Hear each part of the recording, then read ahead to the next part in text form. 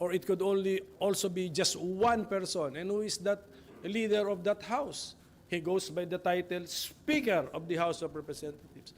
My good friend, my classmate, Speaker Martin Romualdez. President's office cousin from doing this.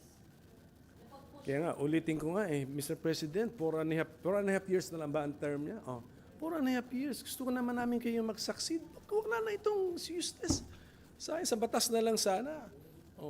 The Senate majority, 22 ang supportive sa kanya. Yung dalawang minority, responsible minority pa, hindi pa kami obstructionist. Pag maganda, maganda. Pag hindi maganda, pupunahin. Ang ganda na, may formula na for his success. Guguluhin mo ba? For what? For a procedural amendment to the Constitution na ikiklaim ninyo galing sa taong bayan?